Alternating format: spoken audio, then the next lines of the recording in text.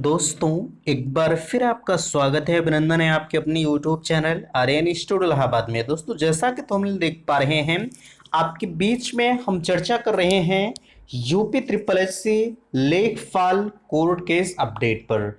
जैसा कि आप सभी को पता है, कल की डेट में भी कुछ अभ्यर्थी राजस्व परिषद का रुख किए थे और लगातार अभ्यर्थियों का सिलसिला ये जारी है कि राजस्व परिषद पर दबाव बना के जो है कोर्ट में फाइनल सुनवाई कराई जाए।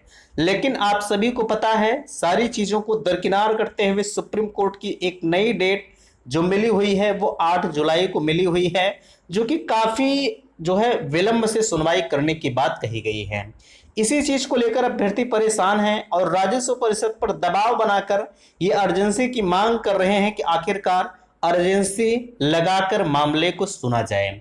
अब कुछ लोग कहेंगे कि भैया आप हर रोज अर्जेंसी अर्जेंसी करते हैं, लेकिन अर्जेंसी का मतलब क्या होता है?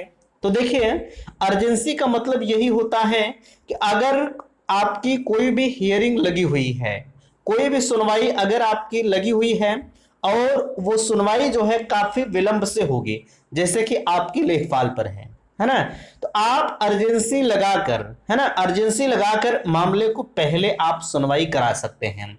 लेकिन इतने आसानी से अब आप सोचें कि इतने आसानी से अर्जेंसी लग जाए तो ये भी संभव नहीं है ना।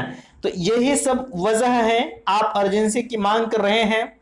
लेकिन यहाँ राजस्व परिषद के जो सचिव जी हैं वो लगातार इस चीज से नकार रहे हैं कि भैया आपका मामला 8 जुलाई को लगा है तो 8 जुलाई को सुनवाई होगी, ठीक है। बट उसी चीज को देख पा रहे हैं, सीएम योगी से न्याय की गुहार अभ्यर्थी अब लगाने चल रहे हैं।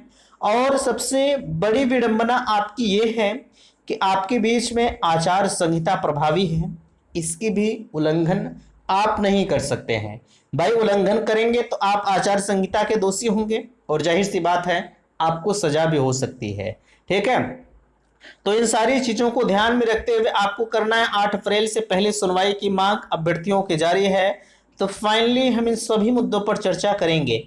मैं फिर से निवेदन करूंगा कि प्लीज आप सभी का फीडबैक मुझे नहीं मिलता, आप अपना फीडबैक अवश्य दें कि आप अर्जेंसी की मांग कर रहे हैं और अर्जेंसी लगनी चाहिए या नहीं लगनी चाहिए। वैसे मुझे तो नहीं लगता कि कोई इसके फेवर में नहीं होगा, ठीक है। जितने भी नवचयनित भाई बहन लेखपाल हैं सभी लोग चाहते हैं कि अर्जेंसी लगाकर मामले को पहले सुना जाए। देखिए, हालांकि अगर देखा जाए हम आप मांग ही कर सकते हैं, बाकी इसके अलावा वर्तमान समय में जो है आचार संहिता के चलते कोई भी कुछ नहीं कर सकते हैं, ठीक है। लेकिन राजस्व परिषद में जो अभ्यर्थी जा रहे हैं, राजस्व परिषद से वो लगातार निराश हो रहे हैं, क्योंकि राजस्व परिषद से उन्हें यही सूचनाएं मिल रही हैं कि आपका मामला जब लगा हुआ है तभी होगा, उसके पहले नहीं हो पाएगा।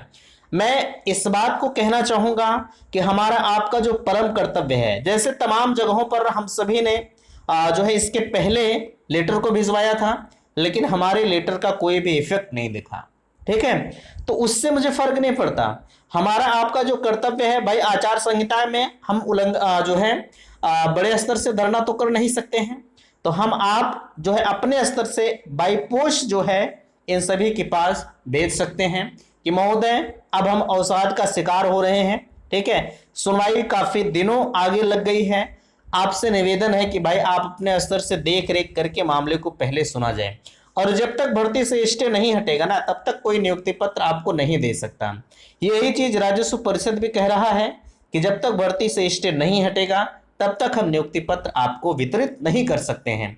तो मैं आप सभी से कहूंगा कि आप ज्यादा से ज्यादा लोग जो है या तो ट्वीट करें, या आप जो है माननीय मुख्यमंत्री जी को लेटर भेजना चाहते हैं तो लेटर भी भेजें, ठीक है। बाकी अभ्यर्थियों के द्वारा लगातार राजस्व परिषद और यूपी ट्रिपल एस सी आयोग पर दबाव बनाने का प्रयास किया जा रहा है। भाई, अभी हम 100-200 लोग अगर जाना चाहें, ठीक है, तो इन महोदय का विरोध हो जाएगा, है ना, इनका उल्लंघन हो जाएगा। तो यही वजह है कि हम 2 लोग 4 लोग की संख्या में जा रहे हैं और हमारे जाने का कोई मतलब नहीं निकल रहा, हमारे जाने से कोई कुछ समझता ही नहीं है ना। भाई, 2 लोग 4 लोगों का मतलब ही क्या होता, कुछ नहीं होगा।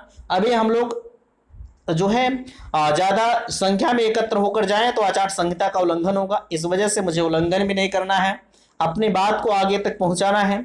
इसलिए आप ज्यादा से ज्यादा संख्या में जो है बाय पोस्ट माननीय मुख्यमंत्री जी को अवगत कराएं। हालांकि कुछ होगा नहीं, चूंकि ये भी उसी कैटेगरी के हैं, है ना।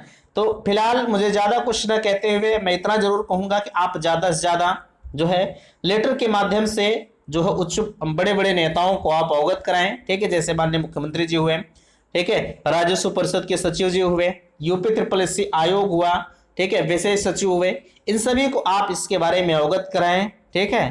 तो ये सब सारी समस्याएं हो सकता है 8 अप्रैल से, सॉरी जो है 8 जुलाई से पहले, हालांकि यहाँ मैंने लिख रखा है 8 अप्रैल, ये भी थोड़ा सा गलतियां हुई हो गई हैं, ठीक है।